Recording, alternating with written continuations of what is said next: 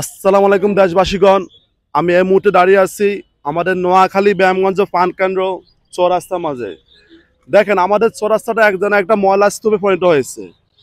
এই যে রাস্তার প্রায় অর্ধেকের মাঝে পুরো ময়লা স্তূপ, দেখছেন কি অবস্থা আমাদের। এই যে নোংরা আবর্জনা, কি যে একটা অবস্থা, এটা যেন দেখার কেউ নেই। মানে আমাদের যে স্বাস্থ্যকর যে অবস্থা হইতেছে, এখানে নিঃশ্বাস নেওয়াটা খুব কষ্টকর। এই যে সামনে দেখেন রাস্তার ঠিক অর্ধেকের মাঝখানে এই যে ময়লা আবর্জনা স্তূপ।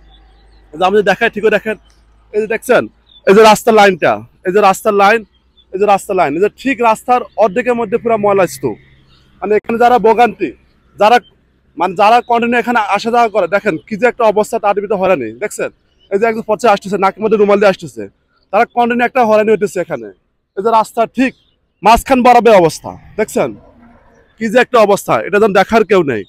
আমাদের দেশটা স্বাধীন হয়েছে, আমরা সবাই ক্লিন করতেছি, এখানে সেখানে ফটোশট দেখাতেছি, ভিডিও দেখাতেছি, কিন্তু আমাদের যে এখানে মেন যেগুলো সংস্কার দরকার সেগুলো কেউ দেখতেছে না। দেখছেন কি অবস্থা, কি যে একটা অবস্থা, এখান দিয়ে হেঁটে যাওয়া কারো কোনো উপায় নাই। আমি আশা করছি আপনারা ভিডিওটা শেয়ার করবেন, এবং আমরা যারা নোয়াখালীবাসী আছি আমরা একটা উদ্যোগ নেব যাতে আমাদের এখান থেকে ময়লাগুলো যাতে আমরা সংস্কার করতে পারি। এটা কিন্তু খুবই একটা অবস্থা। এই যে পথ সাইজে হেঁটে যাবে তার কোনো উপায় নেই। দেখছেন এই যে রাস্তাটি গাড়ি আসতেছে উল্টো পথ থেকে, ঠিক এই পথ দিয়ে আবার কিন্তু পথ সাইডে হেঁটে যাইতেছে আবার।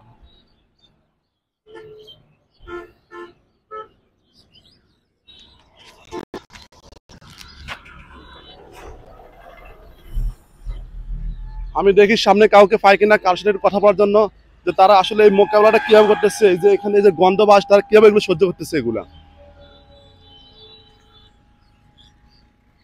এই যে দেখেন একজন ভাই দাঁড়িয়ে আছে এখানে। ভাই এখানে যে ময়লাগুলা, এই যে ময়লাগুলা, এগুলো আসলে আপনার কাছে কেমন লাগতেছে? এই যে ময়লা স্তূপগুলো এখানে অনেক কাঁচরা বিশ্রী লাগতেছে, গন্ধ এবং সবকিছু এখানে এগুলা কি সংস্কার দরকার? এগুলা কি এখান থেকে উদ্ধার করা দরকার? আপনি কি মনে করেন এগুলো পরিষ্কার করা উচিত এখান থেকে? হ্যাঁ, এগুলি এখান থেকে পরিষ্কার করা উচিত। কারণ এখানে রাস্তার মাঝখানে এই যে আবর্জনা গুলা পুরা, রাস্তার মাঝখানে আবর্জনা গুলা পুরা ইয়ে করে রাখছে।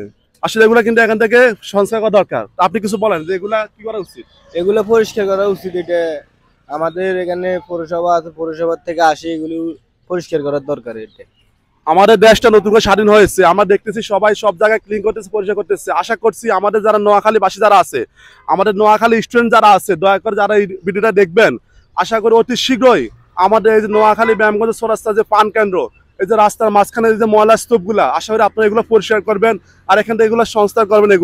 এগুলো আসলে আমাদের যারা ভুক্তভোগী যারা আছে, মানুষগুলো আসলে খুবই অসহায়।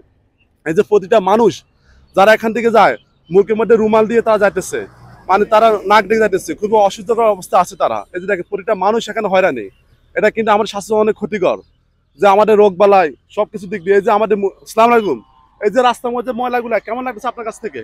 বাবা ইয়ানের কিরণ সাহেবের ফ্যাক্টরি, এই মহিলারা আনলে লক্ষ লক্ষ মানুষ আনলে গন্ধলাই, এই যে নাকের মধ্যে ডিবে দিয়ে রাখছে, এই যে গন্ধলা হাঁটতে পারতেছে না। আর সবচেয়ে বড় কথা হচ্ছে যে রাস্তার মাঝখান তো অর্ধেক রাস্তার বিছখানে অর্ধেক দুই লেনের এক লেন বন্ধ করে লাইছি। মানুষ গাড়ি যাইলে মানুষ হাঁটতে পারে না, মানুষ হাঁটলে গাড়ি হাঁটতে পারে না এক লাইন। যাক, আমরা আসলে আমাদের যে এখানে প্রশাসন যারা আছে, আমরা তার দৃষ্টি আকর্ষণ করতেছি যাতে অতি শীঘ্রই আমাদের কাছে এখান থেকে নিধন করা হয় আর আমাদের রাস্তাটা পরিষ্কার করা হয়। আমাদের জনদুর্ভোগ যে মানুষগুলা, এখানে সামনে একটা ডিস্ট্রিক্ট আছে, কন্টিনিউ এখানে যে কর্মচারীগুলো আসে যাতে আমাদের রাস্তাটা ক্লিন থাকে, আমরা সেই কামনাটা করি। ধন্যবাদ আপনাকে। জি স্যার, আসসালামু আলাইকুম। তো আশা করি আপনারা দেখতেছেন আমাদের ভিডিওটা সম্পূর্ণ শেয়ার করবেন সবাই, যাতে আমাদের এই যে সমস্যাটা যাতে সমাধান হয়। তো সবাইকে ধন্যবাদ, ভালো থাকবেন। আসসালামু আলাইকুম। আমি মোহাম্মদ মিঠু বিদায় নিচ্ছি আজকের মতো। আল্লাহ হাফেজ।